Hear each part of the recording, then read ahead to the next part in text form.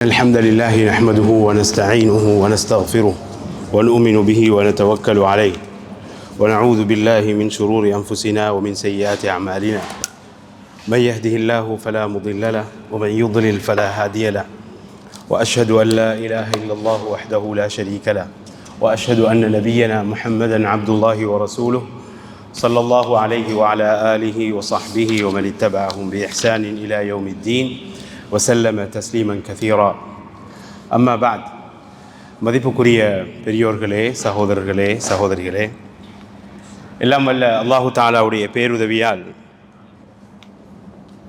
நீண்ட ஒரு இடைவேளைக்கு பின்பு அல்லாஹு தஆலாவுடைய இல்லத்தில் அமர்ந்து அவனது மார்க்கத்தை பேசுவதற்கும் கேட்பதற்கும் சந்தர்ப்பத்தை அல்லாஹு தஆலா தந்திருக்கின்றான். இந்த அமர்வை அல்லாஹு தஆலா அவனுக்கென்றே செய்யப்படக்கூடிய ஒரு அமர்வாக பயனுள்ளதாக எனக்கும் உங்களுக்கும் ஆக்கித்தர வேண்டும் என்று பிரார்த்தித்தவனாக,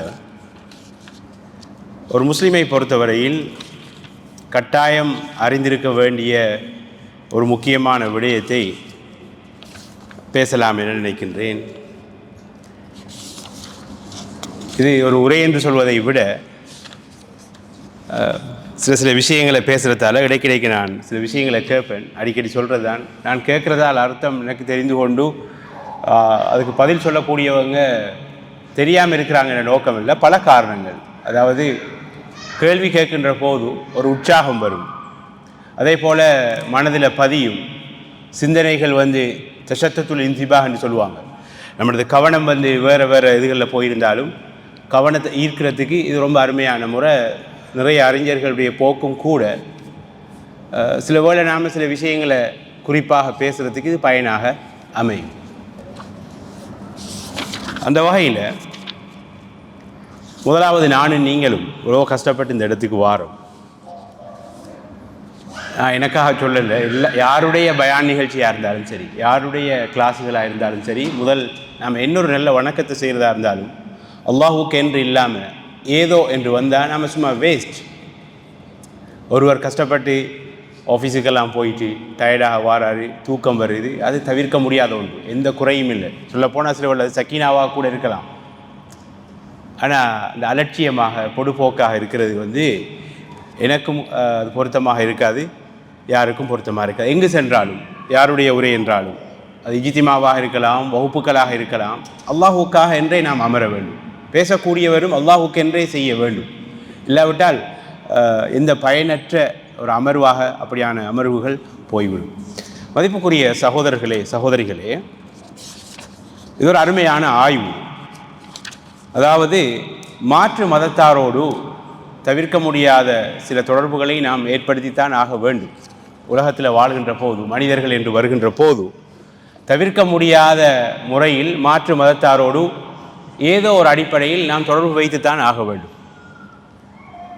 அதிலும் நாட்டுக்கு நாடு, ஊருக்கு ஊரு வித்தியாசங்கள் இருக்கின்றன. அந்த வகை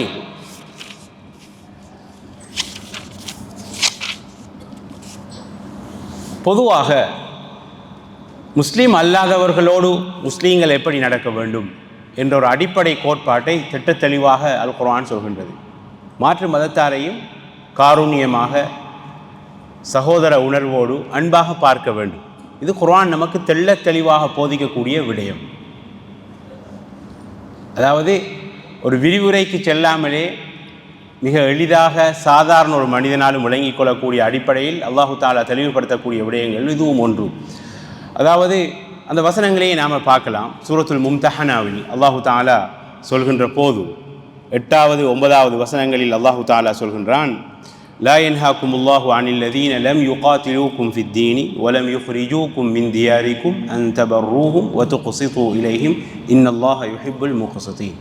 அல்லாஹு தஆலா மார்க்கத்தில் உங்களோடு போர் செய்யாத, உங்களோடு மார்க்கத்திற்காக சண்டைக்கு வரவில்லை. சாதாரணமாக நம்மளைப் போல அவங்களும் இருக்கிறாங்க. உங்களது இடங்களில் இருந்து உங்களை வெளியேற்றவும் இல்லை. உங்களுக்கு எந்த தொந்தரவும் செய்யவும் இல்லை. இப்பேற்பட்ட மாற்று மதத்தாருக்கு பைனல் கௌசைன் நம்ம பிரக்கெட்லுக்கு சொல்கிறேன்டா, கருத்தோடு சேர்த்து கொஞ்சம் விளக்கத்தோடு சொல்கிறேன்டா, இப்பேற்பட்ட மாற்று மதத்தாருக்கு நீங்கள் உபகாரம் செய்வது, அவர்களோடு நீதமாக நடப்பதை அல்லாஹு தாலா தடுக்கவில்லை. மாறாக அல்லாஹு தாலா நீதமாக நடப்பவர்களை விரும்புகின்றான் என்று தெள்ள தெளிவாக அல்லாஹு தாலா சொல்கின்றான். அப்போ இது பொதுவான ஒரு கோட்பாடு.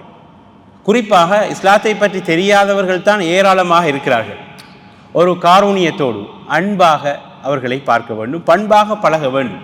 அப்போ தான் சரியான இஸ்லாமுடைய தூதும் போய் செல்லும். இப்போ யார் அல்லாஹு தாலா இங்கே யாருடைய விஷயத்தில் அல்லாஹு தாலா கடுமையான உத்தரவு பிறப்பிக்கின்றான் என்றால் இதை மாற்றி பார்த்தா சரி. அப்போ யாரெல்லாம் முஸ்லீம்கள் என்பதற்காக யுத்தத்துக்கு வாரார்களோ, முஸ்லீம்களோடு இன்னமா யன்ஹாகுமுல்லாஹு அனில்லதீன காத்தலூக்கும் ஃபித்தீன், மார்க்கத்தில் முஸ்லீம்கள் என்பதற்காக சண்டை செய்கிறார்கள், உங்களது வீடுகளில் இருந்து இல்லங்களில் இருந்து உங்களை வெளியேற்றுகின்றார்கள். வஅஹ்ரஜூக்கும் மின் தியாரிக்கும் வதாஹரு அலா இஹ்ராஜிக்கும், உங்களோடு அவர்கள் நேரடியாக சண்டை பிடிக்கவில்லை, ஆனால் உங்களை வெளியேற்றுவதில் முஸ்லீம்கள் என்பதற்காக உங்களை ஒரு குழுவினர் மாற்று மதத்தால் வெளியேற்றுகின்றார்கள். அவர்கள் வெளியேற்றுவதற்கு இவர்களும் உடந்தையாக இருக்கிறார்கள். பணத்தை கொடுத்தோ அல்லது ஏதாவது பொருளை கொடுத்தோ ஏதோ ஒரு அடிப்படையில் முதாஹரா வதாஹரு அலா இஹ்ராஜிக்கும், உங்களை வெளியேற்றுவதில் ஒன்று நேரடியாக வெளியேற்றுகின்றார்கள் அல்லது வெளியேற்றுவதில் உதவியாக இருக்கிறார்கள். இப்போ எடுத்து பார்த்தா விளங்கும். சில இடங்களில் முஸ்லீம்கள் தாக்கப்படுவாங்க. நம்ம ஃபேஸ்புக் லைவ் ஆகுது அது இல்லையே. அப்போ அதில் தாக்குதல் என்று வருகின்ற போது ஒரு கூட்டம் நேரடியாக தாக்கும், இன்னொரு கூட்டம் மறைமுகமாக நேரடியாகவெல்லாம் உதவி செய்யும். வதாஹரு அலா இஹ்ராஜிக்கும், அப்போ உங்களை வெளியேற்றியவர்கள் அல்லது உங்களை வெளியேற்றக்கூடியவர்களுக்கு உதவியவர்கள், இப்பேற்பட்டவர்களை தான் அன்தவல்லஹும், இவர்களோடு நீங்கள் நட்பு வைத்துக் கொள்வது, இதை அல்லாஹு தாலா தடுக்கின்றான். ஒமை யதவல்லஹும் ஃபஉலாயிக ஹுமுல் ஸாலிமூன், இப்பேற்பட்டவர்களோடு யார் நட்பை ஏற்படுத்திக் கொள்கிறார்களோ அவர்கள் அநியாயக்காரர்கள் என்று அல்லாஹு தாலா சொல்கிறான். இது ஒரு அருமையான வசனம். இமாம் சாதி ரஹிமஹுல்லா சொல்கின்ற போது மேல் சொன்ன வசனங்களுக்கு கொஞ்சம் விளக்கத்தை கூட சொல்கிறாங்க. அல்லாஹு தாலா அதாவது எங்களை முஸ்லீம்களை எதிர்த்து போராடாத, முஸ்லீம்களை அவர்களுடைய இடங்களிலிருந்து வெளியேற்றாத மாற்று மதத்தாரோடு நல்ல முறையில் சேர்ந்து நடக்கும்படி, உபகாரம் செய்யும்படி, நியாயமாக நடக்கும்படி சொல்கின்றான். அவர்கள் உறவினர்களாக இருந்தாலும் சரி, உறவினர்கள் அல்லாதவர்களாக இருந்தாலும் சரி, ஆனால் யுத்தம் செய்திருக்க கூடாது. முஸ்லீம்களை வெளியேற்றுவதில் நேரடியாகவோ மறைமுகமாகவோ பங்கெடுக்கக்கூடாது. இப்பேற்பட்ட மாற்று மதத்தாரோடு நேர்மையாக நியாயமாக நல்ல முறையில் நடக்க வேண்டும் என்ற செய்தியை அவர்கள் விளக்கி செல்கிறார்கள். அது ஒரு நீண்ட விளக்கம், அதனுடைய சுருக்கத்தை நான் இங்கு சொன்னேன். ஆக மதிப்புக்குரிய சகோதரர்களே, அப்போ இதனால் மாறி விளங்கக்கூடாது. நாம் யாரும் அப்படி விளங்க மாட்டோம். அப்போ அல்லாஹு தாலாவிடம் ஏற்றுக்கொள்ளப்பட்ட உண்மையான ஒரே ஒரு மார்க்கம் என்றால் இஸ்லாம். இஸ்லாத்தை எடுத்து நடக்காத ஒருவரோடு இப்படி நடப்பதனால் அவருடைய கொள்கையை ஏற்றதாக இது போகாது. ஏனென்றால் அல்லாஹு தாலா ஏற்றுக்கொண்ட ஒரே ஒரு மார்க்கம் இஸ்லாம் தான். ஒமை யப்தகி கைரல் இஸ்லாமி தீனம் ஃபலன் யுக்பல மின் வஹுவ ஃபில் ஆகிரத்தி மினல் காசிரீன். மிக தெளிவான, அதாவது கருத்து வேறுபாட்டுக்கே இடமில்லாத விடயங்கள் இதுவும் ஒன்று. அல்லாஹுடைய மார்க்கம் என்றால் அது இஸ்லாம் தான். அதை தவிர வேற ஒரு கருத்துக்கோ எதற்கோ இடமில்லை. ஆகவே ஒரு மனிதன் எவ்வளவுதான் நல்ல ஒரு மனிதனாக இருந்தும் அவன் இஸ்லாம் என்ற இந்த பாக்கியத்தை பெறாவிட்டால் மிகப்பெரிய ஒரு துர்ப்பாக்கிய நிலை. அதுக்கு ஏராளமான ஹதீஸ்கள் இருக்கின்றன, எவ்வளவோ சம்பவங்கள் இருக்கின்றன. ஒருவர் மிகப்பெரிய தனவந்தராக இருக்கலாம், மனித நேயத்தில் எங்கோ இருக்கலாம், ஆனால் இந்த இஸ்லாத்தை அடையாவிட்டால் அவர் அப்படி வாழ்ந்ததில் எந்த அர்த்தமும் இல்லாமல் போய்விடும். அதற்கு ஒரு அருமையான உதாரணம் அபூ தாலிப். நபிகள் நாயகம் ஸல்லல்லாஹு அலைஹி வஸல்லம் அவர்களை மிகவும் வருடிய, அவர்களை மிகவும் தாக்கிய சம்பவங்கள் ஒன்று அபூ தாலிப். எவ்வளவோ துடித்து பார்த்தாங்க, கொஞ்சமாவது இந்த கலிமாவை சொல்லிடட்டுமே, எவ்வளவோ மன்றாடி பார்த்தாங்க. அப்போ இஸ்லாம் இஸ்லாத்துடைய நேர்மையை இது காட்டுகின்றது. இந்த கோட்பாடு மாற்று மதத்தார்களாக இருந்தாலும் கண்டிப்பாக நேர்மையாக நியாயமாக அவர்களோடு கௌரவமாக அன்பாக பண்பாக நடக்க வேண்டும். இது இஸ்லாத்துடைய கோட்பாடு. இதே சந்தர்ப்பத்தில் அந்த மதத்தை நாம் ஏற்றதாக இது ஒருபோதும் கொள்ளப்படாது. அதிலும் ஒரு முஸ்லீம் தெளிவாக இருக்க வேண்டும். அப்படி பார்க்கின்ற போது இஸ்லாம் சமத்துவமாக அன்பாக பண்பாக மாற்று மதத்தார் இஸ்லாத்தை எதிர்க்காதவர்களோடு நடக்க சொல்கின்ற அதே நேரம் இப்படி கூட்டாக வாழ்கின்ற போது பல சமுதாய பிரச்சனைகள் வரும். அதில் ஒன்றுதான் ஒரு முக்கியமான விடயம். நான் இதற்காகத்தான் இந்த தலைப்பையை விரும்பினேன். மாற்று மதத்தாரை திருமணம் செய்வது.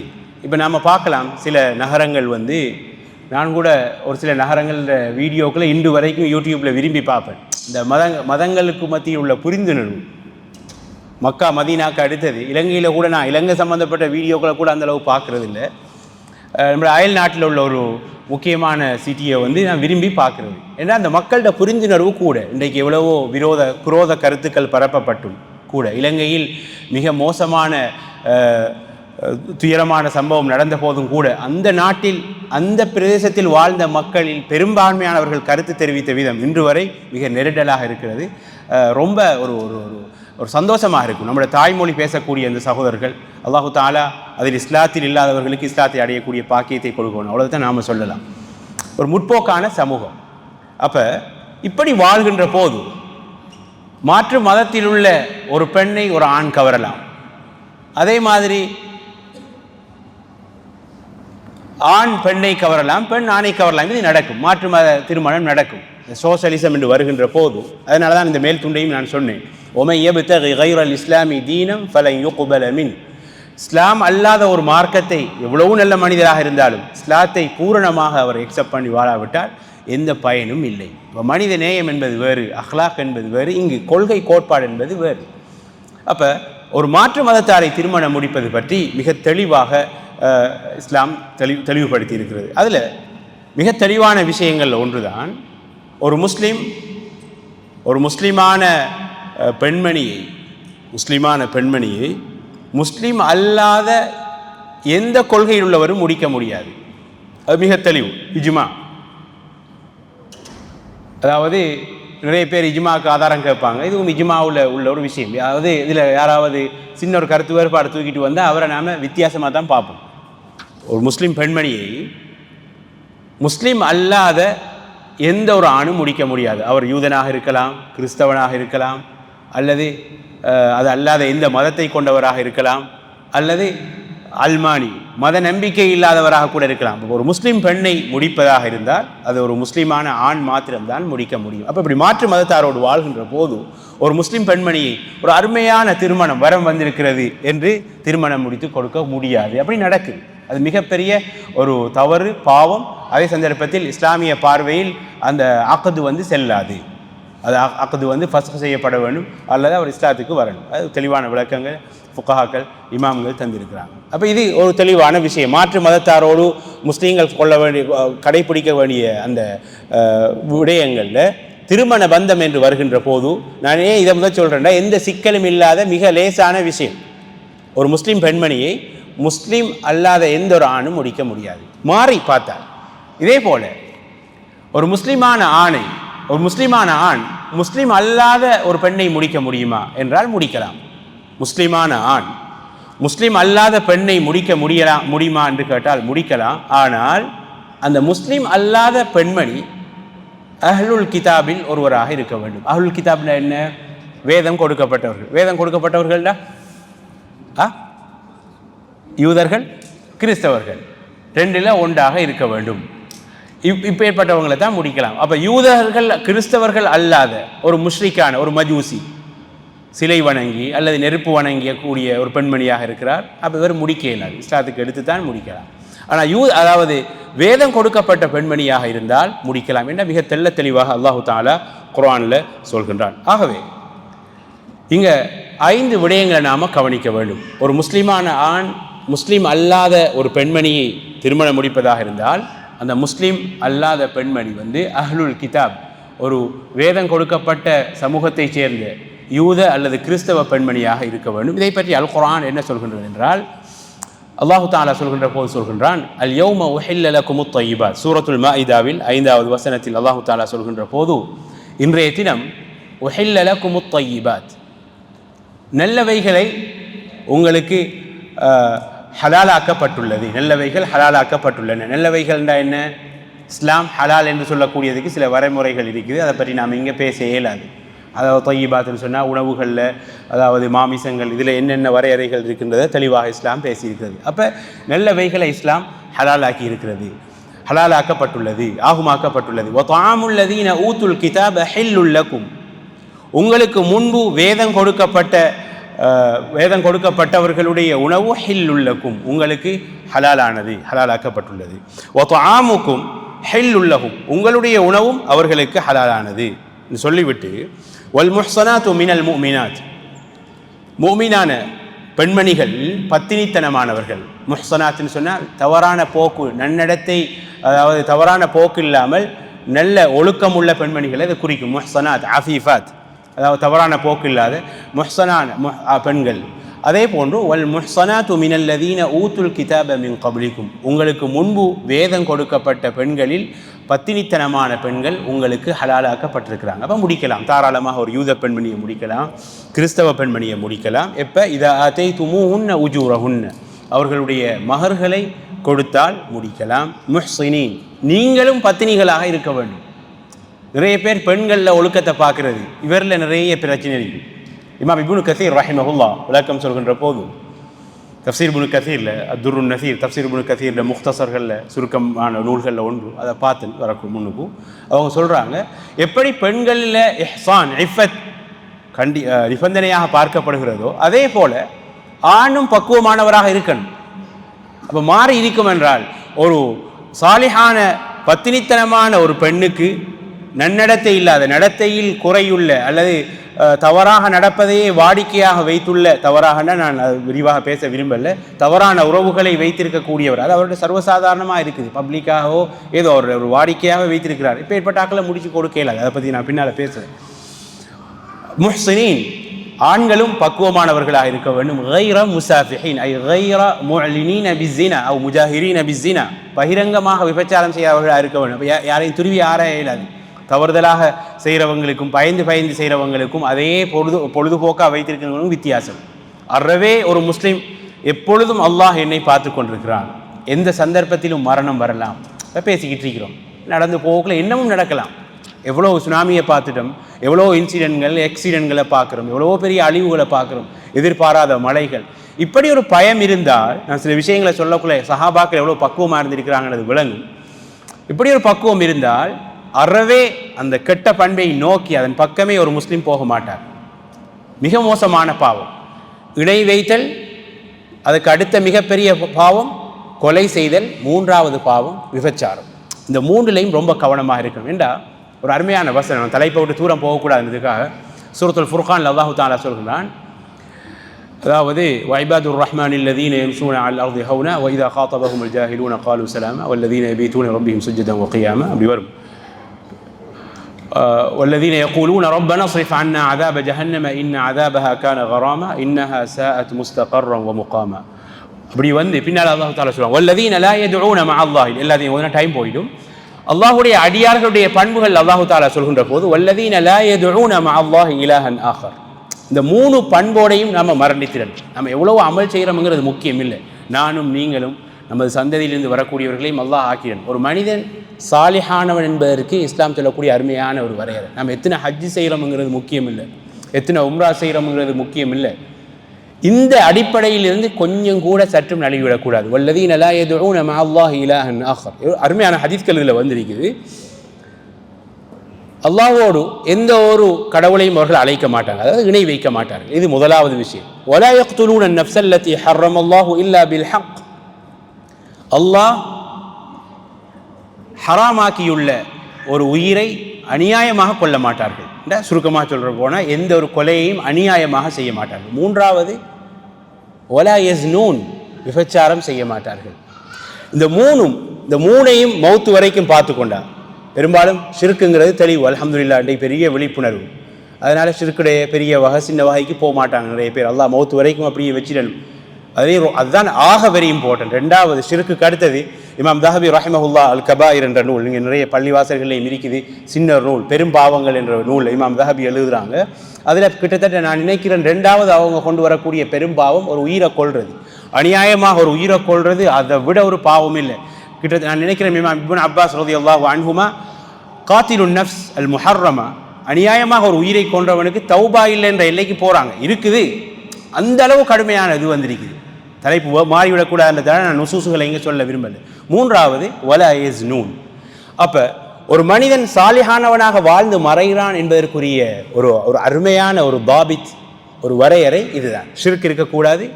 ரெண்டாவது, அநியாயமாக யாரையும் நாம் கொலை செய்திருக்கவும் கூடாது, நெருங்கி இருக்கக்கூடாது. எங்களால் யாரும் எந்த ஒரு காயமும் அடைந்திருக்கக்கூடாது, பார்த்துக்கொள்ளும். மூன்றாவது, விபச்சாரம், அதை நெருங்கக்கூடாது. எவ்வளோ வழிகளை இஸ்லாம் தந்திருக்கு ஹலாலான முறையில். ஏன்னா இஸ்லாத்தை விட ஒரு மார்க்கமே இல்லையே, எல்லாத்துக்கும் இஸ்லாத்தில் தீர்வு இருக்குது. அப்போ வலா இஸ்னூன். அப்போ இங்கே முஹ்சினீன கைர முசாஃபிஹீன் வலா முத்தஹிதி அஹ்தான், இது நிறைய எவ்வளோ அல்லாஹ் அருமையாக சொல்கிறான். நான் அன்றைக்கி இப்னு கசீரை வாசித்து கொண்டிருந்தேன், அத்துருன் நசீரை. இமாம் இப்னு கசீர் ரஹிமஹுல்லாஹ் சொல்கிறாங்க, பெண்களுக்கு மாத்திரமல்ல, நம்மளோட தமிழ் நடையில் சொல்கிறேன்டா, இந்த பத்தினித்தனம், இந்த பக்குவம் பெண்களுக்கு மாத்திரமல்ல, எப்படி அவர்களுடைய விஷயத்தில் இது எதிர்பார்க்கப்படுகிறதோ, நிபந்தனையாக பார்க்கப்படுகிறதோ, அதே போல் ஆண்களுடைய விடயத்திலையும் இருக்குது. நிறைய பெண்களை தான் எல்லாத்தையும் பார்க்க போகிறது இல்லையா? ரெண்டு பக்கமும் இந்த இஹ்சான் இருக்கணும். அல்லாஹ் என்ன சொல்கின்றான்? கைர முசாஃபிஹீன், பகிரங்கமாக அந்த விபச்சாரத்தில் ஈடுபடுறது. பகிரங்கமாகண்டா அப்போ மறைமுகமாக ஈடுபடையிலுமா? அதையும் அல்லாஹு தஆலா சொல்கிறான், வலா முத்தஹிதி அஹ்தான், மறைமுகமாகவும் அதில் ஈடுபடாதவர்களாக இருக்கணும். அப்போ இந்த விஷயங்களை கவனத்தில் கொண்டுதான் அந்த பந்தம் அமைய வேண்டும். இப்போ முதலாவது நிபந்தனை என்னவென்றால், அதாவது வேதம் கொடுக்கப்பட்ட பெண்மணியாக இருக்க, வேதக்காரர்களில் உள்ள ஒரு பெண்மணியாக அந்த பெண்மணி இருந்தால் முடிக்கலாம். அது யூத பெண்மணியோ அல்லது கிறிஸ்தவ பெண்மணியோ, ஆனால் மகர் கொடுக்கப்பட்டு முடிக்கப்பட வேண்டும். நான் கொஞ்சம் கூட தலைப்பை விட்டு போகக்கூடாதுனால சுருக்கமாக பேசுகிறேன். ரெண்டாவது, அன் தகூன அஃபீஃபத்தன் அனி ஸினா, விபச்சாரத்தில் ஈடுபடாத ஒரு பக்குவமான பெண்ணாக இருக்கணும். பெண்ணுக்கு தான் வருதுன்னு இல்லை, நேரடியாக நான் குர்ஆனிலே முஹ்சினி இந்த பதமெல்லாம் ஆண்களை குறிக்கக்கூடியது இமாம் இப்னு கஸீர் ரஹிமஹுல்லாஹும் சொல்கிறாங்க. ரெண்டாவது, அந்த பெண் பத்தினித்தனமான பெண்ணாக இருக்க வேண்டும். சரி, மூன்றாவது நிபந்தனை, அல்லா தகூன ஹாதிஹில் மர்அ மிம்மன் யுஆதூன அல் இஸ்லாம் வ யுஹாரிபூன அல் முஸ்லிமீன். ஒரு பெண்மணி, யூத பெண்மணியோ அல்லது கிறிஸ்தவ பெண்மணியோ, இவர் முடிக்க போகிற அந்த பெண்மணி இஸ்லாத்தை எதிர்ப்பவராகவோ முஸ்லீம்களை எதிர்த்து போராடுபவராக இருக்கக்கூடாது. இப்படியான கட்டத்தில் அவர் எவ்வளவுதான் பக்குவமான பெண்மணியாக இருந்தாலும் அந்த பெண்ணை முடிக்கக்கூடாது. இது மூன்றாவது நிபந்தனை. முதலாவது நிபந்தனை என்ன பார்த்தோம்? ஒரு முஸ்லீமான ஆண், ஒரு முஸ்லீம் ஆண் முஸ்லீம் அல்லாத ஒரு பெண்ணை முடிக்கின்ற போது அந்த பெண்மணியில் பார்க்க வேண்டிய விடயம், ஒன்று அவ யூத பெண்மணியாக அல்லது கிறிஸ்தவ பெண்மணியாக இருந்தால் முடிக்கலாம். ரெண்டாவது, அவர் ஒரு பக்குவமான, அதாவது நன்னடத்தை உடையவராக இருக்க வேண்டும். தவறான போக்கு, அதாவது ஓப்பனாக சொல்கிறேன்னா விபச்சாரத்தில் ஈடுபடாத ஒரு பக்குவமான பெண்மணியாக இருக்க வேண்டும். பக்குவம் என்றால் ஹிஜாபை ஃபுல்லாக எதிர்பார்க்கல, அது ஒழுக்கத்தில் குறையில்லாதவராக இருக்க வேண்டும். மூன்றாவது நிபந்தனை, அந்த பெண்மணி இஸ்லாத்தை எதிர்ப்பவராக இருக்கக்கூடாது. நான்காவது மிக முக்கியமான விடயம், அல்லா யகூன ஃபி ஸவாஜி பிஹா ஃபித்னத்துன் லில் முஸ்லிமி ஃபீ தீனி பி அன் தஜுர்ரஹு இலா இத்திபாஇ தீனிஹா. இந்த பெண்ணை முடிக்கிறதால இவ ஆள் யூத பெண்மணியோ கிறிஸ்தவ பெண்மணி தான், அடுத்தது ஆளும் பக்குவமானால், வேற தவறான போக்குகள் எதுவுமே இல்லை, இஸ்லாத்தையும் எதிர்க்கல, ஆனால் இவரை அவட மார்க்கத்துக்கு அவ கொண்டு போயிடுவா என்ற ஒரு நிலை இருந்தால் முடிக்கக்கூடாது. ஏன்டா ஒரு பெண் நினைத்தா இதையும் செய்யலாம். இந்த பெண்மைக்கிட்ட உள்ள ஒரு ஆற்றலில் ஒன்று நீங்கள் பாருங்கள், அது தப்பு இல்லை. வண்டி ஓட்டிக்கிட்டு வருவாங்க நிறைய பேர், நாம் எவ்வளோ நேரம் கையை போடுவோம், இடம் தர மாட்டோம். ஒரு பொம்பளை வாராண்டா டக்குன்னு இடத்த கொடுத்துருது. இந்த பெண்மைக்குன்ற ஒரு மதிப்பு இருக்குது. பொம்பளை எல்லாத்துலையும் நிறைய இடங்கள்ல இருக்குது. அதுக்காக நாம் பெண்களமாய் ஹிஜாப் போட்டு போக இயலாது, விளையாட்டுக்கும் செய்யக்கூடாது. நிறைய பேர் அது ஹராம், ஆண்களை போல பெண்கள் உடுக்கிறது, பெண்களை போல ஆண்கள் உடுக்கிறது. இந்த சந்தர்ப்பங்கள் வரக்குள்ள நாம் உணர்த்தலாம் இல்லையா? தனி தலைப்பு வச்சு பேச இயலாது. தவறிதலாக சில ஆட்கள் செஞ்சிடுறாங்க. நம்மளோட தொழுகையாளிகளும் கூட ஒரு ஜோக்குக்காக வீட்டில் கூட குழந்தைகளோட விளையாடக்குள்ள எந்த விளையாட்டாக இருந்தாலும் அது மார்க்கமாக தான் இருக்கணும் இல்லையா? அப்போ இப்பேற்பட்ட பெண்ணை முடிப்பதனால் இவருடைய மார்க்கத்துக்கு சென்று விடுவோமோ என்ற ஒரு நிலை, பயம் இருந்தால் இவர் முடிக்கவே கூடாது. அது ரொம்ப கவனமாக பார்க்கப்பட வேண்டிய விடயம். இதில் கொஞ்சம் கூடுதலாக பேசலாம் என்று நினைக்கிறேன். டைம் இருந்தென்றா சொல்லலாம். அதாவது ஒரு முக்கியமான விடயம், அறிஞர்கள் சுட்டி காட்டக்கூடிய விஷயம். ஷேக் டைம் கூட போனால் நிப்பாட்டுங்க. அதாவது நான் என்ன சொன்னேன்டா, நாலாவது, முஸ்லீம் அல்லாத ஒரு பெண்ணை முடிக்கின்ற போது கணவன், முஸ்லீமான அந்த கணவருக்கு பிரச்சனை இவரும் அந்த மார்க்கத்தின் பக்கம் இழுபடக்கூடாது என்ற ஒரு விஷயத்தை அறிஞர்கள் சொன்னதை நான் சொன்னேன். இப்பேற்பட்ட ஒரு நிலை வந்தால் அந்த பக்கம் போகாமல் இருக்கிறது தான் மிகப்பெரிய ஒரு சலாமத். இதில் கொஞ்சம் விரிவாக நாம் பார்க்கலாம். சமகாலத்தில் வாழ்ந்து மறைந்த ஒரு முக்கியமான ஒரு இஸ்லாத்துக்காக போராடினவர், அவரோட கடைசி காலங்கள் எப்படி இருந்துச்சு தெரியாது. அல்லாஹு தாலா ஒரு ஷஹீதாக ஏற்றுக்கொள்ளணும். ஆனால் அவருடைய வாழ்க்கையில் திருப்பம் வாரத்துக்கு அவர் ஒரு மாற்று மத அந்த அஹ்லுல் கிதாபுகளில் உள்ள ஒரு பெண்ணை முடித்தது தான் காரணம். ஏன்னா மனைவி நினைச்சா எப்படியும் கணவனை மாற்றலாம். அந்த பெண்மைக்கு உள்ள ஒரு சாஃப்ட்னஸ், ஒரு மென்மையான பண்பாக பேசுவதனால மாற்றலாம். ஒரு முக்கியமான போராட்ட குழுவுடைய தலைவராக இருந்தவருடைய போக்கே மாறி போகுது அந்த திருமணத்துக்கு பிறகுன்னு சொல்கிறாங்க. சரி, இஸ்லாத்தில் நாம் நிறைய விஷயங்களை பார்க்கலாம். இப்போ ஒரு சஹாபி யார், மக்காவில் கைதிகளாக பிடிக்கப்பட்டு மக்காவில் வைக்கப்பட்டிருந்த கைதிகளை மதீனாவுக்கு கடத்தி கொண்டு வரதுக்கு பயன்படுத்தப்பட்ட சஹாபி தான் மர்சத் அல் கனவி ரலியல்லாஹு அன்ஹு. அருமையான ஒரு சஹாபி. அவரோட பக்குவத்தை பாருங்கள். மர்சத் இப்னு அபி மர்சத், இங்கே இவங்க புக்கில் பதிவு செய்யலை, இங்கே நான் அது மேலதிகமாக பார்த்த விஷயங்களை இங்கே பேசுகிறேன். மர்சத் இப்னு அபி மர்சத் அல் கனவி ரலியல்லாஹு அன்ஹு. இது நமக்கு எல்லாருக்குமே பாடம். பாவம் செய்யக்கூடிய சந்தர்ப்பங்கள் வந்தாலும் அந்த இடத்துல தான் நமக்கு எக்ஸாமே.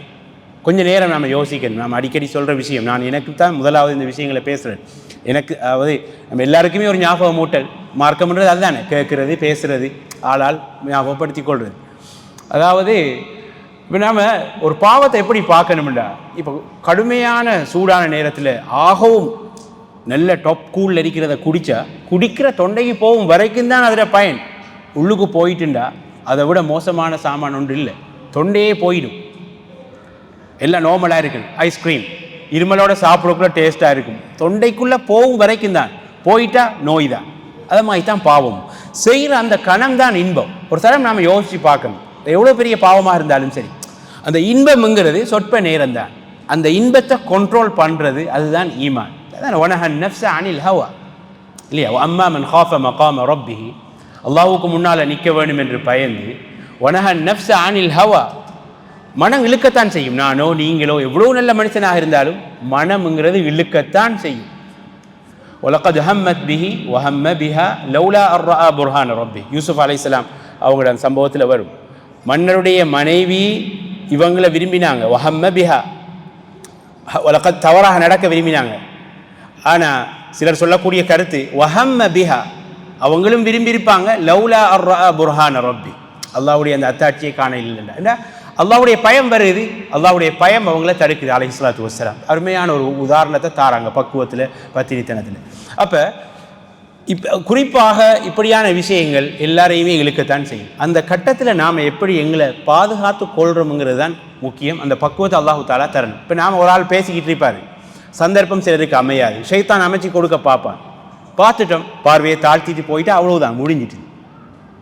இவன் மட்டுமா அழகி, கோடிக்கணக்கான மக்கள் பெண்கள் இருக்கிற கோடியில் பில்லியங்களுக்கு அந்த செகண்ட், அந்த மூமெண்ட்டில் நாம் எடுக்கிற முடிவு தான். கொஞ்சம் அல்லாஹ் பயந்துட்டு தாழ்த்தினா அவ்விடத்தில் கிடைக்கிற அந்த ஹலாவத்து என்ன சொல்றது, அல்லாஹ் அந்த ஈமானுடைய டேஸ்ட் வந்து வித்தியாசமான அருமையானது. ஆக மதிப்புக்குரிய சகோதரர்களே, இந்த மர்சத் இப்னு அபி மர்சத் அல் கனவி ரலியல்லாஹு அன்ஹு இவங்க வந்து ரொம்ப நுணுக்கமான ஒரு தைரியசாலி, ஒரு கட்டிக்காரர். மக்காவில் கைதிகளாக பிடிக்கப்பட்டிருக்கக்கூடிய முஸ்லீம் கைதிகளை அப்படியே கடத்தி கொண்டு வந்து மதீனாவுக்கு சேர்க்கிறது. இதில் இவர் கடைசியான சம்பவத்தை சொல்லும்போது நடந்த ஒரு விஷயம், இவர் கடத்த வந்த ஆளை பற்றி சொல்கிறாரு, தப்பிக்க வைக்க வந்த ஆளை பற்றி. கடும் பாரமான ஆள், அவரை எப்படி கொண்டு வந்தாருன்றது நமக்கு அந்த சம்பவம் விரிவாக தேவையில்லை. அதில் இஸ்னாத் வந்து ஹசனானது. ஷேக் அல்பானியோட மாணவர்கள் அதை பதிவு செய்கிறாங்க. துர்ருன் நசீரில் இந்த மன்னிக்கணும், துரரு சனியாவில் தெளிவாக வரக்கூடிய விரிவான சம்பவங்கள் ஒன்று சுனன்கள்லையும் பதிவாக இருக்குது. இஸ்னாத் ஹசன் இவர் மக்காவுக்கு வந்து குறிப்பிட்ட ஒரு ஆளை, கைதியாக இருக்கிறவரை கடத்துறதுக்கு வாரார். வந்த சந்தர்ப்பத்தில் அன்றைக்கு வந்து லைலா முக்மிரா, சந்திரன் பூரணமாக இருக்கக்கூடிய அந்த இரவு. அப்போ என்ன செய்யும், நல்ல வெளிச்சமாக இருக்கும். வந்து மக்காவில் உள்ள ஒரு சுவர் பக்கமாக நிற்கிறார். இவர் ஒரு பெண்மணி கண்டுடுறாங்க. அந்த பெண்மணியை இவருக்கு ஏற்கனவே தெரியும். இஸ்லாத்துக்கு முன்பாலே நல்ல தொடர்பில் இருந்த தொடர்புன்ற பழக்கம், பிரபலியமான ஒரு பெண்மணி. அவையில் ஒரு ஈர்ப்பு. ஆனால் அவள் தவறான நடத்தையுள்ளவ, பகி, இம்ராத்துன் பகி, தவறான நடத்தையுள்ளவ. இவங்க ஒரு அருமையான சஹாபி. இவங்க சொல்கிறாங்க, நான் அந்த சுவரின் ஓரமாக நின்ற போது என்னை அனாக், அந்த பெண்மணியோட பேர், கண்டு விடுறார். கண்டு விட்டோடனே சத்தம் போட்டுடுறார். மர்சத் இந்த மாதிரி சத்தம் போட்டுட்டு அதில் ஒரு உரையாடல் நடக்குது. தால் பித் ஐந்தன, வந்து எங்கள்கிட்ட தூங்கலாமே என்று கூப்பிடுறா. தவறான உறவுக்கு கூப்பிடுறா. அவங்க என்ன சொல்கிறாங்க, அல்லாஹு தஆலா விபச்சாரத்தை ஹராமாக்கி இருக்கிறாங்க. ஏன்னா அழகான கவர்ச்சியான பெண்மணி, தவறாக நடக்கக்கூடியவ, கூப்பிடுறா, யாருமே இல்லை பார்க்க. அந்த பாவத்தை செஞ்சுட்டு தௌபா செய்யலாம், அப்படித்தான் ஷைத்தான் ஊட்டுவான் ஒரு தரம், அல்லது ஏதோ தௌபா யாரும் பார்க்கல தானே. ஆனால் இப்படியான கட்டங்களை தாண்டினால் அது அது இன்னும் இவரை எங்கேயோ அல்லாஹ்விடத்தில் கொண்டு போயிடும். அப்போ அந்த சஹாபி ரசூலுல்லாஹ்வுடைய பாசறையில் வளர்ந்தவங்க இல்லையா, எவ்வளோ ஒரு பக்குவம். எப்படி சொல்கிறாங்க, அல்லாஹு தாலா விபச்சாரத்தை ஹராமாக்கி இருக்கிறான்னு சொல்லி ஒதுங்கின போது இவ கத்துறா, யா அஹ்லல் ஹியாம், கூடாரத்தை இவங்களை குறைசிகளை கூப்பிடுறா, வாங்க இந்த அவங்களோட கைதிகளை கடத்திட்டு போக வந்திருக்காரு, சத்தம் போட்டுடுறா போவலி. அப்போ சொல்கிறாங்க 8 பேர் என்ன துரத்தினாங்க, கடைசியாக ஒரு குகையில் போய் ஒதுங்குறாங்க, எல்லாருமே சிறுநீர் கழிக்கிறாங்க, இவங்களோட தலையில் விழுகுது. ஆனால் இந்த சம்பவம் ஆதாரபூர்வமானது என்று சொல்கிறாங்க. அல்லாஹ்வோட உதவி என்று சில அறிஞர்கள் குறிப்பிடுறாங்க. பாவம் நடக்கக்கூடிய சந்தர்ப்பம் அமைந்தும் ஷைத்தான் எப்படி எதிர்பார்த்திருப்பான், அதில் அவங்க வனஹ நஃப்ஸ அனில் ஹவா, அந்த மனதை கட்டுப்படுத்துகிற அந்த ஆற்றல் இருக்கிட்டாங்க. அதுதான் தௌஃபீக், அதுதான் பெரிய பாக்கியம், அதுதான் தேவை. அந்த பக்குவம் தான் எனக்கும் உங்களுக்கும் நம்முடைய சந்ததிகளுக்கும் தேவை இல்லையா. வனஹ நஃப்ஸ அனில் ஹவா கட்டுப்படுத்துகிறாங்க, அல்லாஹு தாலா பாதுகாக்கிறான்னு போய் சேர்ந்துடுறாங்க. இப்போ என்னண்டா நமக்கு விரிவான சம்பவம், அவர் கடத்தி கொண்டு போன விஷயத்தை கேட்கும் போது ரொம்ப சுவாரஸ்யமாக இருக்கும். இப்போ நமக்கு தேவையான விஷயம் என்னென்றால், இவர் மதீனாவுக்கு போனதுக்கு பிறகு பாருங்கள், இவருக்கு ஆசை இருக்கு உள்ளத்தில். இதில் இன்னும் இவருடைய பக்குவத்தை காட்டுது. இந்த பெண்மணி மீது ஒரு ஈர்ப்புண்டா தவறான ஈர்ப்பு இல்லை. ஒரு பெண்ணை இவையை நான் முடிக்கணும் என்று நினைக்கிறது ஒரு ஆண் தவறு இல்லை. அதே மாதிரி ஒரு பெண் இந்த ஆணை நான் முடிக்கணும்னு நினைக்கிறது தவறு இல்லை, ஆனால் முறைப்படி செய்யணும், அதுதான் நமக்கு தேவை. இவர் போயிட்டு மதீனாவில் போயிட்டு, யா ரசூலல்லாஹ், நான் இந்த அனாக்க முடிக்கலாமா என்று கேட்குறாங்க. அப்போ ரசூலுல்லாஹ் பதில் சொல்லலை. 2வது தடவையும் கேட்குறாங்க, பதில் சொல்லலை. அப்போ அல்லாஹு தாலா இந்த வசனத்தை இறக்குறான். சூரத்து நூறில் 1வது பக்கத்தில் வரும். இதில் தான் ஷேக் அல்பானியோட மாணவர்கள் இந்த ஹதீஸை குறிப்பிடுறாங்க, சுருக்கமாக வரும், அதுவும் இஸ்னாத் ஹசன் என்று வரும். அப்போ அல்லாஹு தாலா வசனத்தை இறக்குவான், அஸ்ஸானி லா யன்கிஹு இல்லா ஸானியத்தன் அவ் முஷ்ரிகா வஸ்ஸானியத்து லா யன்கிஹுஹா இல்லா ஸானின் அவ் முஷ்ரிக். அஸ்ஸானி தவறான நடத்தை உள்ளவன், லா யன்கிஹு இல்லா ஸானியத்தன் அவ் முஷ்ரிகா, அவன் முடிப்பதென்றால் ஒன்று தவறான நடத்தை உள்ள பெண்மணி, ஒரு விபச்சாரியைத்தான் முடிப்பான், அல்லது இணை வைக்கக்கூடிய ஒரு பெண்மணியை முடிப்பான். வஸ்ஸானியத்து லா யன்கிஹுஹா இல்லா ஸானின் அவ் முஷ்ரிக், அதே மாதிரி ஒரு விபச்சாரி முடிப்பதாக இருந்தால் அவரை இல்லா ஸானின் அவ் முஷ்ரிக், ஒரு விபச்சாரத்தில் ஈடுபடக்கூடிய ஒரு ஆண் அல்லது ஒரு இணை வைப்பாளர் தான் முடிப்பார் என்று வசனத்தை அல்லாஹு தாலா இறக்குறான். அப்போ ரசூலுல்லாஹ் அப்படியே சொல்லி காட்டுறாங்க. மர்சத் இப்படி அல்லாஹு தாலா சொன்ன விஷயத்தை சொல்கிறாங்க, உனக்கு அவையை முடிக்க இயலாது. وحرم ذلك على المؤمنين, இது மூமின்கள் விஷயத்தில் இது ஹராமாக்கப்பட்டுள்ளது என்று அல்லாஹ் முடிக்கிறான். இமாம் அஹ்மத் ரஹிமஹுல்லாஹ் சொல்கின்ற போது தெளிவாக சொல்கிறாங்க. இமாம் அஹ்மது பின் ஹம்பல் 4 மதுஹபுகளில் கடைசியாக பிரபலியமான மதுஹபுகளில் ஒன்று ரஹிமஹுல்லாஹ் என்ன சொல்கிறாங்க என்றால், இப்போ கணவன் முஸ்லீம், 2 பேருமே முஸ்லீம், கணவன் மனைவி, ஒரு தேவையான மசாலான்றதால சொல்கிறேன். கணவன் நன்னடத்தை உள்ளவராக இருந்து மனைவி தவறான போக்கில் உள்ளவராக இருந்தால் அந்த அக்த் செல்லாது, ஃபஸ்க் செய்யப்படும், அல்லது அவ தௌபா செய்யணும், அப்போ அக்து சரியாகும். அல்லது மனைவி ஒழுக்கம் உள்ளவராக இருந்து கணவன் தவறான நடத்தை உள்ளவராக இருந்தால் அந்த அக்து செல்லாது, செல்லுபடியற்றதாகும். தௌபா செய்தால் சரி, நாங்கள் தௌபா செஞ்சிடறோம் என்றால் அந்த அக்து செல்லும் என்கிறாங்க பெரும்பான்மையான அறிஞர்கள். அதில் தஃப்சீல் விரிவுக்கு போகிறாங்க. அதாவது விரிவுன்னு சொல்லும்போது வாடிக்கையாக வைத்திருப்பவர், மறைமுகமாக செய்வர், இப்படியெல்லாம் இருக்குது. எது எப்படியோ, அதாவது மதத்தையும் தாண்டி முஸ்லிம்களாக இருந்தாலும் தவறான நடத்தையில் சர்வசாதாரணமாக ஈடுபடக்கூடிய ஒரு ஆணுக்கு சாலிஹான பெண்ணை கட்டி வைக்க முடியாது. அதே போன்று மாறி தவறான நடத்தையில் உள்ள ஒரு பெண்ணுக்கு சாலிஹான ஒரு ஆணை கட்டி வைக்க முடியாது என்பதை தெளிவாக அல்லாஹு தாலா சொல்லி வஹுர்ரிம ஸாலிக அலல் முஃமினீன். அப்போ இந்த சஹாபி இதை தவிர்த்து கொள்றார். ஏன் அல்லாஹு தாலா இப்படி சொல்றார்? ஹிக்மா என்னென்றால், நல்லவராக கணவன் இருந்து மனைவி மோசமான நடத்தை உடையவராக இருந்தால் கணவனும் கட்டுவிடலாம், அல்லது கணவன் மோசமானவராக இருந்து மனைவி நல்ல நடத்த உடையவராக இருந்தால் கணவனும் மனைவி கட்டுவிடலாம். இப்படி மாறி மாறி நடக்கும். ஆக மதிப்புக்குரிய சகோதரர்களே, கட்டாயம் கொள்கையை பார்க்க வேண்டும், மார்க்கத்தை பார்க்க வேண்டும். இதில் இன்னொரு விஷயத்தை இன்னும் தெளிவாக சொல்வதாக இருந்தால், குறிப்பாக முஸ்லீம் அல்லாத ஒரு பெண்ணை, நாம் சொன்ன முஸ்லீம் அல்லாத ஒரு பெண்ணை முஸ்லீமான ஆண் முடிப்பதென்றால் யாராக இருக்கலாம்? ஒன்று யூத பெண் அல்லது கிறிஸ்தவ பெண். இப்பேற்பட்டவங்களை முடிக்கின்ற போது இதனால் ஒரு ஃபித்னா வரும், ஒரு குழப்ப நிலை வரும் என்ற ஒரு பயம் இருந்தால் அதை தவிர்ப்பது தான் மிகச்சிறந்தது. அகீதா அடிக்கடி பேசப்பட வேண்டிய விஷயம். ஒரு ஒரு ஒரு துரதிர்ஷ்டவசமான விஷயம் என்னவென்றால், நாம் அகீதாவில் கூடுதல் கவனம் செலுத்துறதில்லை.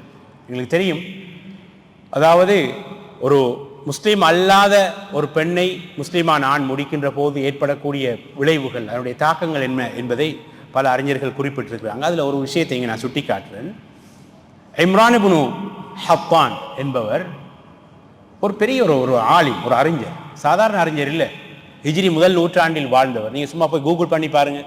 இமாம் புகாரி அவரோட ஹதீஸ் அறிவிச்சிருக்கிறாங்க. இமாம் அபூ தாவூத், திர்மிதி, இப்படி வந்து ஹதீஸ் துறையில் வந்து நான் இங்கே உங்கள் குறிப்பிடலை, நான் எழுதி வச்சேன் ரொம்ப பிரயோஜனமான தகவல்கள். இமாம் ذهبي ரஹிமஹுல்லாஹ் சியர் அலாமின் நுபலாவில் சொல்கின்ற போது இம்ரான் இப்னு ஹப்பான் இவர் என்ன யாருண்டா பாருங்க. அவரோட இதை நான் சுருக்கமாக இங்கே சொல்கிறேன் 2-3 வரிகளில். அவரை பற்றி பிறகு பேசுகிறேன். இம்ரான் இப்னு ஹப்பான் என்பவர் ஒரு சுன்னிங்கிறத விட அஹ்லு சுன்னா மதஹப்ல இருந்ததை விட ஒரு பெரிய இமாமாக இருந்தவர். ஹதீஸ் துறையில் பெரிய கொடிகட்டி பறந்தவர். பாருங்க, இம்ரான் இப்னு ஹப்பான் இப்னு ரபியான் அஸ்ஸதூசி அல்-பஸரி மின் அயானில் உலமா. மினல் உலமா என்று சொல்றதுக்கும் மின் அயானில் உலமா, இமாம் தஹபியோட வார்த்தைகள் இது, நான் இங்கே எழுதிய கொண்டு வந்தேன். மின் அயானில் உலமா, உலமாக்களில் முக்கியமானவர். இமாம் தஹபி சொல்றாங்க சியர் அலாமின் நுபலாவில். சும்மா ஒருத்தரை பார்த்து ஒரு அறிஞருங்கிறதுக்கும் முக்கியமான புள்ளிங்கிறதுக்கும் வித்தியாசம். ஏன் முக்கியமான அறிஞர்? ஹத்தஸ அன் ஆயிஷா ரலியல்லாஹு அன்ஹா, ஆயிஷா ரலியல்லாஹு அன்ஹாவை தொட்டு அறிவித்திருக்கிறாங்க. அபி மூஸா அல்-அஷ்அரி இப்னு அப்பாஸ், எவ்வளோ பெரிய பெரிய சஹாபாக்கள். ரவா அன்ஹு, சரி, இவங்க ஹதீஸ் எடுத்த ஆக்கள் இந்த சஹாபாக்கள். இவர்கிட்ட இருந்த ஹதீஸை படித்த ஆக்கள் யாரு பார்த்தா சாதாரண தூண் இல்லை. இப்னு சீரின். இப்னு சீரின்டா யாரு? இப்னு சீரின் பேரை சொல்லையிலுமா யாருக்கும்? மாஷா அல்லாஹ், முஹம்மது இப்னு சீரின் ரஹிமஹுல்லாஹ் இல்லையா? மிகப்பெரிய ஒரு தாபிஇ, மிகப்பெரிய ஒரு வரைய பக்குவமான ஒரு தாபிஇ அலைஹி ரஹ்மத்துல்லாஹ். அப்போ இந்த இம்ரான் இப்னு ஹப்பான் இவர்கிட்ட இருந்த ஹதீஸ்களை அறிவித்தவர்களில் முக்கியமான ஒருத்தர் இமாம் இப்னு சீரின் ரஹிமஹுல்லாஹ். அதே மாதிரி கதாதா ரஹிமஹுல்லாஹ், மிகப்பெரிய முஹத்திஸ். யஹ்யா இப்னு அபி கஸீர். சரி, இவர் மரணித்த ஆண்டை பாருங்க, சனத் 40 84 ஹிஜ்ரியில் மரணித்திருக்கிறார். அப்போ முதல் நூற்றாண்டில் வாழ்ந்த மின் கிபாரி தாபிஇ, மிகப்பெரும் தாபிஇ. ஏண்டா இப்னு சீரீனே ரஹிமஹுல்லாஹ் இவரிடமிருந்து ஹதீஸ் அறிவிக்கிறார். அந்த ஹதீஸ்களை தபக்காக்களை படித்த விளங்கும், உசூலை படிக்கக்குள்ள விளங்கும். தபக்காக்கள் எந்த அளவு அந்த அந்த அந்த தட்டுக்கள் சொல்கிற மாதிரி அந்த வரிசைகள் எங்கே இருக்கின்றது விளங்கும். அப்போ மிக ஒரு டொப்பில் வாழ்ந்த ஒருத்தர் மனிதர். இவருடைய வாழ்க்கை தலகீழாக புரண்டு போனதுக்கு காரணம் மனைவி ஒரு சுன்னி முஸ்லிமாவாக இல்லை. இதை வந்து இந்த நூலில் ஆசிரியர்கள் பதிகிறாங்க. அவர் சம்பவத்தை சுருக்கமாக பதிகிறாங்க. நான் கொஞ்சம் விரிவாக இங்கே பேசுகிறேன். என்ன நடக்குதுன்னு பாருங்க. இவருக்கு இம்ரான் இப்னு ஹப்பானுக்கு வந்து ஒரு பெண்மணி மீது ஒரு ஈர்ப்புனா தவறான இது இல்லை, விருப்பம் வந்துட்டு அவையை முடிக்கணும் என்ற ஒரு ஆசை வந்துட்டு. ஏதோ அப்படித்தான் மனசுங்கிறது யாருக்கும் படும். திருமணம் முடிக்க முன்போ அல்லது முடித்ததுக்கு அப்புறம் 2வது திருமணமாக இருக்கலாம், 3ஓ 4ஓ, அதை பற்றி எனக்கு தெரியல. அந்த பெண்ணை பார்த்ததோட இவருக்கு முடிக்க ஆசை வந்துடுது. ஆனால் அந்த பெண்மணி யாரு? மிக மோசமான ஒரு அமைப்புகள் ஒரு கொள்கையை கொண்டவர். அதாவது இருக்கக்கூடாத மோசமான சித்தாந்தம். இஸ்லாத்துடைய ஆரம்ப காலத்தில் தோன்றிய பிரிவுகளில் ஒன்று. இஸ்லாத்தில் பல அப்பாவிகளை, முஸ்லீம்களை, அதை சொல்லப்போனால் அந்த கூட்டத்தினால முஸ்லீம்கள் அல்லாதவர்கள் அனுபவித்த துன்பத்தை விட முஸ்லீம்கள் அனுபவித்த துன்பங்கள் தான் கூட. சஹாபாக்களையே கண்ண துண்டமாக வட்டியவர்கள் யார் ஆയിരിக்கும் அவங்க? டைம் முடிஞ்சா இல்லையா? ஒரு மூளை ஹவாரிஜில் மாஷா சரி, சந்தோஷமாக இருக்குது ஆக்களுக்கு சொல்லக்குள்ள. என்னென்னா நம்மளோட ஆக்களுக்கு எவ்வளோ விஷயங்கள் தெரிஞ்சிருக்குது. அது எனக்கு என்னென்னா, நான் இங்கே பெரிய ஒரு அல்லாமாவாக பேசிட்டு இருக்கிற ஃபீலிங் வராது. தெரிஞ்ச மக்கள் மத்தியில் தான் நாம் கருத்துக்களை பரிமாறிக்கொண்டிருக்கிறோம். உணர்வை தருது. ஜஸாக்குமுல்லாஹ் ஹைரா. ஹவாரிஜிகள் இல்லையா? இஸ்லாத்துடைய ஆரம்ப காலத்தில் தோன்றிய பிரிவுகள், இந்த முர்ஜியாக்கள், ஹவாரிஜிகள் இப்படி வருவாங்க. கதரியாக்கள், அதில் கதரியாக்கள், இந்த முர்ஜியாக்கள் இவங்கெல்லாம் வந்து கொள்கை போராட்டம். இந்த கூட்டம் முட்டாள்தனமான கூட்டம். என்னென்னா ஜஹல் முரக்கபுக்கு அருமையான உதாரணம் இந்த ஹவாரிஜிகள். ஒரு காலத்தில் அகீதா கிளாஸில் தனித்தனியே பேசப்பட வேண்டிய தலைப்புகள் கட்டாயம் விளங்கணும். இன்றைக்கு மோசமான இஸ்லாத்துடைய பெயரால் தோன்றி ஒட்டுமொத்த இன்றைக்கு வாழக்கூடிய முஸ்லீம்களுக்கு பெரிய தலையீடியாக இருக்கக்கூடிய அமைப்புகள் தோன்றதுக்கு மாற்று மதத்தார்கள், இஸ்லாத்துடைய துரோகிகள், இஸ்லாத்துடைய விரோதிகள், அனிமிக்கள் பயன்படுத்தக்கூடிய ஆக்கள் இப்பேற்பட்ட ஆக்கள் தான். ஜஹல் முரக்கப், லா எதுரூன் அன்னஹும் லா எதுரூன். தெரியும் என்ற விஷயம் அவங்களுக்கு தெரியாண்டது கூட தெரியாது. சொல்லப்போனால் கழுதையை விட மோசம். அதான் ஒரு உசூல் ஃபிக்ஹ்ல வரும், கால ஹிமாருல் ஹக்கீமி அந்த வரும். கழுதை சொல்லுதான் எனது எஜமானை விட நான் எவ்வளோ மேல் இதில் அந்த கழுதை சொல்லுது. ஏன்னா கழுதைக்கு தெரியாங்கிறது கழுதைக்கு தெரியும். ஆனால் கழுதை எஜமானுக்கு தனக்கு தெரியாத விஷயம் தெரியாது. இந்த கூட்டம் முட்டாள் கூட்டம், ரசூலுல்லாஹ் சொல்லிட்டாங்களே. அதை விட நாம் என்ன விளக்கம் சொல்றது? புகாரி முஸ்லிம் வர ஹதீஸ், ஹுதஸாஉல் அஸ்னான், அஹ்தாசுல் அஸ்னான், அஹ்தாசுல் அஸ்னான், அதாவது சிகாருசின், சின்ன வயசு ஆக்கள், ஆனால் சுஃபஹா உல் அஹ்லாம், முட்டாள்கள், மடையர்கள். அப்போ இவங்களை பற்றி நம்ம பேசினா இங்கே போயிடும். சரி, இந்த இம்ரான் இப்னு ஹத்தான் இவர் முடித்த பெண் இவ ஒரு ஹவாரிஜ் கொள்கையில் இருந்தார். இவர் என்ன சொல்லிட்டு போறார் என்றால், நாமளும் நம்பி தான் இருப்போம் அந்த காலத்தில் இருந்தால், நான் முடிக்கிறேன், ஆனால் அவையே எந்த மார்க்கத்துக்கு இழுப்பேன் என்று தான் போறார். ஆனால் அல்லாஹ்வுடைய நாட்டம் மாறி நடக்குது. அவ தண்ட கொள்கையின் பக்கம் இவரை மாத்திடுறா. வல்இயாது பில்லாஹ், எவ்வளோ மோசமான கொள்கை. இப்போ நான் இன்றைக்கு வாசிக்கக்குள்ள ரொம்ப கவலைப்பட்ட விஷயம் என்னென்னா, இவர் சாதாரண பாமரன் இல்லை, மின் கிபாரி தாபியீன், மிகப்பெரிய ஒரு அறிஞராக இருந்தவர். கொள்கை மாறி போனதுனால எந்த அளவுக்கு மூளை செலவை செய்யப்படுகிறார். சைத்தான் அப்படித்தான் விளையாடுவான். எந்த அளவுக்கு மாறுறார் என்றால், வரலாற்றில் நடந்த மிக மோசமான துயரமான சம்பவங்கள் ஒன்றுதான் அலி ரலியல்லாஹு அன்ஹு அவங்க கொலை செய்யப்பட்டது. எல்லாருக்குமே தெரியும். நஜௌது வகத் பல்லல் முராதி யுசைஃபஹு மினி பினி அபி ஷேഖில் அபாத்திஹி தாலிபி, இல்லையா? அந்த சம்பவங்களை வாசிக்கக்குள்ளே சரியான கஷ்டமாக இருக்கும். அந்த அவங்க ரசூலுல்லாஹ்வுடைய பிள்ளைகள், அந்த அலி ரலியல்லாஹு அன்ஹுடைய பிள்ளைகள் பட்ட அந்த அந்த அந்த துயரம். வாப்பா தானே, வாப்பாட இடத்தை யாரும் நிறைவு செய்ய இயலாது. உம்மாண்டா உம்மா தான். அந்த இடத்துக்கு அந்த ரசூலுல்லாஹ்வுடைய யார், அலி ரலியல்லாஹு அன்ஹுடைய மகள் அவனை பார்த்து, முராதியை பார்த்து கேட்குற வசனங்கள், யார் கொண்டது? அலி ரலியல்லாஹு அன்ஹு தெரியுமா? சொல்லுங்க, சத்தமாக சொல்லுங்க. அப்துல் ரஹ்மான் இப்னு முல்ஜம் அல் முராதி, இவர் மிஸ்ரை சேர்ந்தவர், இல்லையா? இவர் அவங்களோட சம்பவம் பெரிய சம்பவம். இவன் பஸ்ராக்கு அங்கே தங்கி இருந்து இவரை கொள்றான். யாரை? அலி ரலியல்லாஹு அன்ஹு கொள்றான். ஹவாரிஜிகளுடைய சித்தாந்தம் என்ன? மிக மோசமான கோட்பாடுகள். தக்ஃபீரு அஹ்லில் கபாயிர், பெரும்பாவங்களை செஞ்சவங்களை காஃபிராக்குறது, இப்படி வரும். அந்த பட்டியலில் கடைசியாக கடைசின்னு சொல்ல இல்லாது, இவங்களோட மோசமான கோட்பாடுகளில் ஒன்று அத்தபர்ரு மினல் ஹலீஃபத்தைன். யார்? 2 கடைசி ஹலீஃபாக்கள் இருந்தும் அவங்க நாங்கள் நிரபராதிகள், 2 பேர் தமும் ஹலால், நஊது பில்லாஹி மின்ஹா. யார்? உஸ்மான் இப்னு அஃபான், அலி இப்னு அபி தாலிப் ரலியல்லாஹு அன்ஹுமா வ அர்தாஹுமா. அப்போ மிக மோசமான கோட்பாடு. எந்த அளவுக்குண்டா, இவங்க அந்த கொலையை செஞ்சிட்டு அதில் படுற பட்ட சந்தோஷங்கள், நஊது பில்லாஹி மின்ஹா. அப்போ நான் என்ன சொல்ல வாரேன்டா, இந்த மிக பெரும் ஹதீஸ் துறையில் அறிஞராக இருந்த இம்ரான் இப்னு ஹத்தான் இப்னு வபியான் அஸ்-சதூசி அல் பஸரி, இவர் எந்த அளவுக்கு மனைவியால் கொள்கை மாற்றப்படுறார் என்றால், அந்த பைத்துக்களை பார்க்கணும்.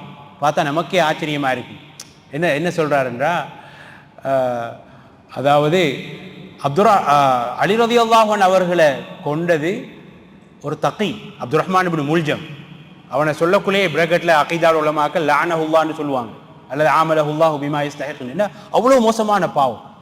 என்ன, அலி ரலியல்லாஹு அன்ஹு ஃபஜ்ருடைய தொழுகைக்காக அஸ்ஸலாத்துன்னு அழைச்சிட்டு வராங்க. அதில் வரும், கேட்கும் போதே கூசும், வாழ் அந்த மின்ற மாதிரி ஒரு இது விளங்கும். பிறகு அவன் அப்படியே அடித்து அவங்களை இதாக்குறான். உடனே அவங்க மரணிக்கல. அது பெரிய சம்பவம். இப்போ இவர் இம்ரான் இப்னு ஹத்தான் என்ன சொல்கிறார் என்றால், இந்த அடி, அலி ரலியல்லாஹு அன்ஹு வெட்டின இந்த வெட்டு தர்பத்தும் மின் தகியா, அவரை கொண்டவர் ஒரு இறையச்சம் உடையவர். மா அராத பிஹா மின் தில் அர்ஷி இல்லா ரிதுவான். அவர் பைத்தா ஒரு ஷேர்லையும் பெரிய கட்டிக்கார். மா அராத பிஹா மின் தில் அர்ஷி இல்லா ரிதுவான், அல்லாஹ்விடத்தில் பொருத்தத்தை நாடித்தான் இவர் செஞ்சார். யாரு? அப்துல் ரஹ்மான் இப்னு முல்ஜம். அப்படி தொடர்ந்து சொல்லுவார், நான் அதை எண்ணி பார்க்குறேன் சொல்லிவிட்டு, நம்ம அந்த பைத்துகளை நாமளாக கட்டி சொன்னால் பைத்துடைய வசன அறிவு போயிடும். குறிப்பிட்ட அந்த அந்த அந்த அச்சுக்கள் மாதிரி பைத்துக்களுக்கு என்று சில நடைகள் இருக்குது, இல்லையா? நாம் போட்டு சொன்னால் அது பிழையாகிடும். எனக்கு அந்த பைத்து தற்போதைக்கு ஞாபகம் வருது. 2வது அடியில் வரும் பாருங்க. 1வது அடியில் அப்துல் ரஹ்மான் இப்னு முல்ஜம் பாராட்டுறார். அவர் ஒரு இறையச்சம் உடையவராம், அதாவது அல்லாஹ்வுடைய பொருத்தத்தை நாடித்தான் செஞ்சாராம் என்று சொல்லிட்டு, நான் இது என்ன அரபு நடையில் போட்டு சொல்கிறேன், அந்த வார சொற்களை வச்சு. இதை கவிதையாக பார்க்க இயலாது. ஏனெண்டா கவிதைக்குன்ற ஒரு நடை இருக்குது, அந்த வசன் அது போயிடும், இல்லையா? அவர் சொல்கிறாரு, வைநீல அதுன்னுஹு அல்லது அஹ்சிபு, அப்படி வரும். அவுஃபல் பரியத்தி இன்தல்லாஹி மீசானா. எவ்வளோ ஒரு மடத்தனமான கோட்பாடு. இவர் செஞ்சவர், அல்லாஹ்வுடைய பொருத்தத்தை நாடி செஞ்சவர், இறையச்சம் உடையவர் அப்துல் ரஹ்மான் இப்னு முல்ஜமை பாராட்டிட்டு, மறுமையில் மிகவும் நிரப்பமான கூலி இதற்கு கிடைக்கும் என்று சொல்லக்கூடிய அளவுக்கு இந்த இம்ரான் இப்னு ஹத்தான் சதூசி போறார் என்றால், இதுக்கு இவ்வளவுக்கும் காரணம் என்னென்றா இவர் பந்தத்தில் இணைந்தவர் ஹவாரிஜ் கொள்கையில் ஃபிக்ரா ஹாரிஜியாவை கொண்ட பெண்மணி. இது ஒரு உண்மையான சம்பவம் என்பதை விட இதில் படிப்பினை என்னென்றால் உள்ளம் எப்பொழுதும் மாறக்கூடியது. அதனால ரசூலுல்லாஹ் கியாமுல் லைல் கல்மினா அல்லாஹும்ம ரப்ப ஜிப்ரீல வ மீகாஈல வ இஸ்ராஃபீல் فاطر السماوات والأرض عالم الغيب والشهادة أنت تحكم بين عبادك فيما كانوا فيه يختلفون اهدني لما اختلف فيه من الحق بإذنك إنك تهدي من تشاء إلى صراط مستقيم. எப்படி ரசூலுல்லாஹ் கேட்குற துவா தஹஜ்ஜுதுக்கு எழுமினா ஆரம்பத்தில் கேட்பாங்க, ஜிப்ரீல் மீகாயில் இஸ்ராஃபீல் என்னது இவர்களுடைய இரட்சகனே, வானங்கள் பூமியலை படைத்தவனே, சத்தியத்தில் உள்ள கருத்து வேறுபாட்டில் எனக்கு நேர் வழியை காட்டுவாயா. அப்போ அதில் எனக்கு உறுதியைத்தான், நீ நாடியவர்களுக்கு நேர் வழியை காட்டுறா என்று ரசூலுல்லாஹ் ஒவ்வொரு இரா தொழுகையிலையும் ஓதக்கூடிய துவாக்கள்ல ஒன்று. அப்போ மனைவி சரியாக அமையாவிட்டால் அல்லது கணவன் சரியாக அமையாவிட்டால் எதுவும் நடக்கலாம் என்கிற விஷயத்தை கவனத்தில் கொள்ளணும். மிக பெரும் ஒரு அறிஞர், எனக்கு போதிய அளவு மார்க்கத்தில் அறிவு இருக்குது, நான் எந்த வழிக்கு மனைவியை இழுப்பேன் என்று கணவன் சொல்லவோ அல்லது மனைவி சொல்லவோ முடியாது. அப்போ இதில் நாம் வச்சு நம்மளோட வாழ்க்கையில் உள்ள நடைமுறை பிரச்சனை நிறைய இருக்குது, நிறைய சமூக பிரச்சனை இருக்குது. கணவன் நல்ல கொள்கையில் இருப்பார், மனைவி ஒரு கபூர் வணக்கத்தில் ஈடுபடுற ஆளாக இருப்பா, அல்லது மனைவி நல்ல கொள்கையில் இருப்பா, கணவன் மோசமான தர்காக்களுக்கு போய் தர்காக்கள் மோசம் இல்லை அஸ்தக்ஃபிருல்லாஹ், மோசமான கொள்கையில் தர்காக்களுக்கு சென்று மோசமான அல்லாஹுக்கு பிடிக்காத இணை வைப்புகளில் ஈடுபடக்கூடிய ஒரு ஆளாக இருப்பார். இதெல்லாம் பார்த்து முடித்தால் திருமணத்தில் பின்னாலே இந்த பிரச்சனையும் வராது. அப்போ நாம் இதை கருத்தில் கொள்ள வேண்டும். அப்போ நான் என்ன சொல்ல வருகின்றேன் என்றால், ஒரு முஸ்லீமான ஆண் முஸ்லீம் அல்லாத ஒரு பெண்மணியை முடிக்கின்ற போது கவனிக்க வேண்டிய முக்கியமான விடயங்களில் ஒன்று, அதாவது அவள் ஒன்று வேதக்காரியாக இருக்க வேண்டும், அதாவது யூத பெண்மணியாக அல்லது கிறிஸ்தவ பெண்மணியாக இருக்க வேண்டும். அதே போன்று ஒரு பத்தினித்தன்மையான பன்மை உள்ள பெண்ணாக இருக்க வேண்டும், இஸ்லாத்தை எதிர்க்காதவராக இருக்க வேண்டும். அவரை முடிப்பதனால் இவருடைய மார்க்கத்தில் பிரச்சினை குழப்பம் வந்துவிடக்கூடாது என்று உறுதியான ஒரு நிலை காணப்பட்டால் இவர் முடிக்கலாம். 5வது, இதனால் பிள்ளைகளும் தாயின் மார்க்கத்துக்கு போகக்கூடிய நிலையும் வரக்கூடாது. மிக பெரும் ஒரு பாவத்தை செய்தவராக தந்தை மாறிடுவார். உம்மா கிறிஸ்தவ மதத்தில் இருக்கிறார், இவர் இஸ்லாத்தில் இருக்கிறார், இவர் போயிடுவார் வேலைக்கு ஆஃபீஸுக்கு, உம்மா சர்ச்சுக்கு பிள்ளைகளை கூட்டிகிட்டு போவார். அப்போ பிள்ளைகள் தவறான முறையில் வளர்ந்துடும். அல்லது கணிசத்து யூத பெண்மணினா அந்த கல்லுக்கு அந்த ஹாயத்துக்கு புறாக்குக்கு இழுத்துட்டு போவோம், இப்படி போகும். அப்போ பிள்ளைகளுக்கு எது பதியுதோ ஆரம்பமான கட்டத்தில் அதுதான் இருக்கும். அப்போ தந்தை பெரிய ஒரு பாவத்தை செய்தவராக அருமையான ஒரு பொக்கிஷத்தை தூக்கி கொடுத்த ஒரு பெரிய ஒரு தவறுக்கு இவர் போய்விடுவார். இதில் இன்னும் நிறைய விஷயங்கள் இருக்குது, பேசுகிறேன்னா பேசுவோம். அதே போல் மாற்று மதத்தாரோட உள்ள தொடர்புகளில் நான் கடைசியாக இதை மட்டும் சொல்லி நான் நிறைவு செய்கின்றேன். இவர்களுடைய உணவு பழக்க வழக்கங்களை உணவு கலாச்சாரத்தை பார்க்கின்ற போது முஸ்லீம்களாகிய நாங்கள் மாற்று மதத்தாருடைய உணவுகளை உட்கொள்ளலாமா என்றால், அதில் மாற்று மதத்தாரை பொறுத்தவரையில் முஸ்லீம் அல்லாதவர்கள், அதாவது யூதர்கள் கிறிஸ்தவர்கள் அறுத்த உணவுகளை எங்களால் சாப்பிடலாம் என்பதை குர்ஆனில் அல்லாஹு தஆலா தெளிவாக சொல்கிறார். இன்னும் சுருக்கமாக சொல்வதானால், ஒரு ஆட்டை முஸ்லீம் அல்லாத ஒருவர் அறுத்திருக்கிறார், ஒரு ஆட்டையோ மாட்டையோ ஒட்டகத்தையோ, முஸ்லீம் அல்லாதவர் அறுக்கின்ற போது அவர் ஒன்று யூதராக அல்லது கிறிஸ்தவராக இருக்க வேண்டும். இதைத்தான் பார்க்கணும். அப்போ யூதர் கிறிஸ்தவர் அல்லாத ஒரு மஜூசி அல்லது ஒரு வசனி அல்லது ஒரு முஷ்ரிக், அவர்கள் அல்லாத வேறு மதத்தை கடைபிடிக்கக்கூடிய ஒரு அறுத்திருந்தால் அது ஹலாலாக மாட்டாதுங்கிறது மிக தெளிவாக குர்ஆனிலே தெளிவாக வந்த விஷயம். அந்த வசனத்தை நம்ம முன்னாலேயும் பேசினோம். அப்போ இங்கே ஒரு கேள்வி வரும். ஷேக் இப்னு உஸைமீன் அன்றைய இதை பற்றி பேசியிருக்கிறாங்க. ஒரு யூதர் அறுத்திருக்கிறார் அல்லது ஒரு கிறிஸ்தவர் அறுத்திருக்கிறார், பிஸ்மி சொல்லி அறுத்திருப்பாரா என்று வரும். இது தேவையில்லாத ஒரு விஷயம். இதை துருவி ஆராய வேண்டிய ஒரு தேவை நமக்கு கிடையாது. அல் அஸ்ல் அல் இபாஹ், உசூல் ஃபிக்ஹில் அறிஞர்கள் சொல்றது இஸ்திஸ்ஹாபுல் அஸ்ல் என்று சொல்லுவாங்க. அதாவது அல்லாஹ் சொல்கின்றான், ஒரு தபீஹா, ஒரு அறுக்கப்பட்ட ஒன்று எமக்கு ஹலால் என்றால் ஒன்று நாம அறுக்கணும் அல்லது வேதக்காரர்கள் அறுத்திருக்கணும், அவ்வளவுதான். பிஸ்மி சொல்றது அவங்களோட பொறுப்பு. ஆனால் அவங்க சொன்னாங்களா இல்லையா என்றதை துருவ வேண்டிய ஒரு தேவை இங்கு நமக்கு இல்லை. துருவதும் முறை அல்ல. அப்படி வந்தால் சாப்பிடணும். அதுக்கு என்ன ஆதாரம்? ஒன்று குர்ஆனில் அப்படி துருவ சொல்லி வரல, ஹதீஸ்லையும் வரல. நிறைய ஹதீஸ்களை துருவாமல் இருக்கிறதுக்கு சொல்லலாம். எப்படி? உதாரணத்துக்கு ஒரு சஹாபிட பேர் எனக்கு இங்கே ஞாபகம் வருவதில்லை. அவங்களுக்கு ஹைபர் அன்று என்னது உத்தீது பிஜிராபின் மின் ஷஹம் வரும், அதாவது கொழுப்பு.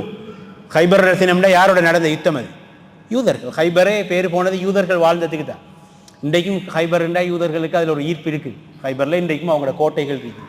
அந்த சஹாபி சொல்கிறாங்க, சஹியான ஹதீஸ், ஏன்னா ஹைபருடைய அன்று கொழுப்பு அப்படியே மொத்தமாக கிடைக்குதுன்னு அதை அப்படியே வச்சு கொண்டு வந்தேன். சில அறிவிப்புகளை நான் பார்த்தேன், அப்படியே அணைச்சி வச்சு கொண்டேன். இதிலிருந்து யாருக்கும் நான் தரமாட்டேன், ஆளுக்கு அது பிடிச்ச உணவு நான் யாருக்கும் தரமாட்டேன்னு கட்டியாக பிடித்துக் கொள்கிறார். பின்னால் ஒரு ஆள் திரும்பி பார்த்தேன், அப்போ அது யார்? ரசூலுல்லாஹி ஸல்லல்லாஹு அலைஹி வஸல்லம். எத்தபஸ்ஸம், ரசூலுல்லாஹ் சிரிக்கிறாங்க. ரசூலுல்லாஹ் அக்லாக் அப்படி தான் இருக்கும் இல்லையா? அது ஹதீஸ் வருது. அப்போ இதில் வந்து பாருங்கள், கொழுப்புண்டக்குள்ள ஆடு மாடு ஒட்டகையிலேருந்து வரக்கூடியது இல்லையா? அப்போ இங்கே இவர் சாப்பிட்றதுக்கு ரசூலுல்லாஹ் அனுமதிக்கிறாங்க. இது யூதர்கள்ட்ட இருந்து வந்தது தானே, அதில் பிஸ்மி சொல்லப்பட்டிருக்குமானதை துருவல்ல. இதை விட தெளிவான ஆதாரம் என்னென்னா, ஹைபரில் நடந்த ஒரு முக்கியமான சம்பவம். ரசூலுல்லாஹ்வுக்கு உணவு வழங்கப்படுகின்றது ஹைபரில் யூதர்கள். ஏன்னா ரசூலுல்லாஹ்வை கொலை செய்கிறதுக்கு அவங்க எடுத்த மோசமான முயற்சிகளில் உதவும் கொண்டு பெரிய சம்பவம் எல்லாருக்கும் தெரியும். ஒரு பெண்மணி அழைக்கிறாங்க. ரசூலுல்லாஹ் குறிப்பாக ஆட்டுடைய அந்த விரா முன் அந்த அந்த சந்து சரியான விருப்பமானது. யூதர்கள் எப்பயுமே நுணுக்கமான ஆக்கள், கைத்தொழிலில் நெசவுல சரியான தாகியாக்கள் அவங்க. இப்போ உலகத்தில் பார்த்தாலும் விளங்கும், சின்ன ஒரு கூட்டமாக இருந்துக்கிட்டு என்னென்னத்தை பிடிச்சா உலகத்தை ஆட்டி படைக்கலுமோ அதைத்தான் பிடிப்பாங்க. அது மாதிரி ஒன்று செய்யும் போதும் மாஸ்டர் பிளான் ரொம்ப நுணுக்கமாக ஆராய்ச்சி தான் செய்யக்கூடிய பண்பு யூதர்களிடம் இருக்குது. அதே மாதிரி அவங்க லா யன்ஸஹிரூன், நம்மளோட பாஷையில் சொல்கிறேன்டா, அவங்க கரைந்து போக மாட்டாங்க. என்னதான் உலகம் ஹெல்ப் பண்ணாலும் அந்த யூத கம்யூனிட்டின்னு சொல்லி அது ஒரு வகையான போக்கு. அதனால் அவங்க மற்றவங்களை மனிதர்களாகவே பார்க்குறல்லையே, அது ஆக மோசமான கொள்கை. அப்போ ரசூலுல்லாஹ்வுக்கு ஹைபருடைய தினத்தில் ஒரு ஆடு உணவாக வைக்கப்படுது. அது ஷா மஸ்மூமா, நஞ்சூட்டப்பட்ட ஆடு. அப்போ ரசூலுல்லாஹ்வோட சேர்ந்து அவங்க ஒரு சஹாபி சாப்பிட்டுடுறாங்க. ரசூலுல்லாஹ்வும் சாப்பிடும் போது கடிக்கிறாங்க. அவங்களுக்கு அறிவிக்கப்படுது இது நஞ்சூட்டப்பட்டதுன்னு. ரசூலுல்லாஹ் தவிர்த்து கொள்கிறாங்க. கூட வந்து சஹாபி ஒன்று சாப்பிட்டுருவார். அந்த சஹாபியோட பேர் பிஷ்ர் என்று நினைக்கிறேன், ரலியல்லாஹு அன்ஹு, மரணித்திடுறாங்க. பிறகு ரசூலுல்லாஹ் குறிப்பாக அந்த பெண்மணிக்கு கிசாஸ் ஏற்படுத்துகிறாங்க. அந்த பெண்மணியோட பேர் ஜெய்னப் என்ற அந்த யூத பெண்மணி என்று அவள் நஞ்சு ஊட்டி அநியாயமாக ஒரு அப்பாவியை கொண்டவர். இப்போ இங்கே வந்து யூத அந்த பெண்மணி ஆட்டை கொடுத்த போது இதில் பிஸ்மி சொன்னீர்களா என்று ரசூலுல்லாஹ் கேட்கல. அப்போ ஒரு யூதன் அல்லது ஒரு கிறிஸ்தவர் ஆட்டையோ மாட்டையோ அல்லது ஒட்டகையோ ஹலாலாக்கப்பட்ட ஒன்றை அறுத்திருக்கிறார் என்றால் அதை தாராளமாக சாப்பிடலாம். அவங்களுடைய உணவு நமக்கு ஹலாலானது. ஆனால் இவங்க தவறான முறையில் அதை அறுக்கிறாங்க. இன்றைக்கி நிறையவே ஒரு நாஸ்திகம் பரவி வரக்கூடிய காலம். கரண்ட் ஷாக் கொடுத்து கொள்கிறாங்க. இதெல்லாம் ஹராமான விஷயங்கள். அது மைத்தாவாக போயிடும், செத்த பிராணியாக போயிடும். அப்படி என்று தெரிந்தால் சாப்பிடக்கூடாது. அமெரிக்காவுக்கு போகிறோம் அல்லது பிரிட்டிஷுக்கு போகிறோம், பெரும்பான்மை வேதக்காரர்கள் இருக்கிறாங்க. ஆனால் கடைப்பிடிக்கிறது எல்லாமே வந்து அவங்களோட வேதம் சொல்லாத முறையை கடைப்பிடிக்கிறாங்க. ஃபாஸ்ட்டாக செயல்படுறதுக்காக கோழியெல்லாம் அறுக்கிறதில்ல, தூக்கி கரண்ட் ஷாட் கொடுத்து அப்படியே இதாக்குறது. இது இஸ்லாம் அனுமதிக்காத முறை. அது மைத்தாவாக போயிடும். அப்படி தெரிந்தால் அதை உண்ணக்கூடாது. இது தெளிவாக நம்ம புரிய வேண்டியது. அப்போ மாற்று மதத்தாருடைய உணவுகள் என்று வருகின்ற போது அறுக்கப்பட்டவைகள் என்று வந்தால் வேதக்காரர்கள், கிறிஸ்தவ யூதர்கள் இவர்களுடைய உணவு மாத்திரம் நமக்கு ஹலாலானது. இது தவிர மற்ற உணவுகள் எந்த மதத்தை சார்ந்தவர்களுடைய இருந்தாலும் எடுக்கலாம். கடைசியாக நான் இதோடு நிறைவு செய்கிறேன். அதாவது எந்த மற்ற உணவாக இருந்தாலும் எடுக்கலாம் என்றால், இப்போ உதாரணத்துக்கு நாம் ஒரு இடத்த போகிறோம், வெஜிடேரியன் என்னது சைவ உணவுகள் தாராளமாக சாப்பிடலாம். இங்கே எல்லாரும் கேட்கக்கூடிய ஒரு கேள்வி, இப்போ இவங்க தரக்கூடிய பாத்திரங்கள் சுத்தமானதா சுத்தம் இல்லையா என்ற ஒரு குழப்ப நிலை வரும். இதுலேயும் வந்து அருமையான ஹதீஸ்கள் ரெண்டு சைட்லேயுமே வருது. மாற்று மதத்தாருடைய பாத்திரங்களை பொறுத்தவரையில் ரசூலுல்லாஹ் வந்து ஒரு முஷ்ரிக்கான இணை வைக்கக்கூடிய பெண்மணியுடைய பாத்திரத்திலிருந்து ஒது எடுத்தாங்கன்னு சஹீஹான ஹதீஸ் வருது. அதே போல் அபு சாலபா அல் ஹுஷனி ரலியல்லாஹு அன்ஹு அவங்களுக்கு புலூகுல் மராமில் வரக்கூடிய ஹதீஸ்கள் சஹீஹான ஹதீஸ்கள். அவங்களோட ஹதீஸில் வரும் அதை கழுவி சாப்பிடுங்க என்று வரும். இதுக்கெல்லாம் சேர்த்து சுருக்கமாக ஒரு ஹதீஸ்லே பதில் இருக்குது. அதில் மதுபானம் பயன்படுத்துகிறாங்க, பன்றி இறைச்சிகள், இப்படி ஹராமான உணவுகளை, நஜிசான உணவுகளை பயன்படுத்தக்கூடிய பாத்திரம் என்று உறுதியாக தெரிந்தால் அவைகளை கழுவி பயன்படுத்த வேண்டும் என்ற அந்த போதனையை தருவது. இதில் நிறைய விஷயங்கள் சம்மந்தப்படுது. ஏதோ இந்த நேரத்துக்கு உட்பட்டு சில விஷயங்களை பேசினோம். இதில் எது சரியாக இருக்கின்றதோ அதை எடுத்து நடக்கக்கூடிய பாக்கியத்தையும், எது பிழையாக தவறாக பேசுகிறோமோ அதை அல்லாஹு தஆலா மன்னிக்க வேண்டும் என்று கேட்டுக்கொண்டு இதை நிறைவு செய்கின்றேன். வாஹிரு தஅவானா அல்ஹம்துலில்லாஹி ரப்பில் ஆலமீன்.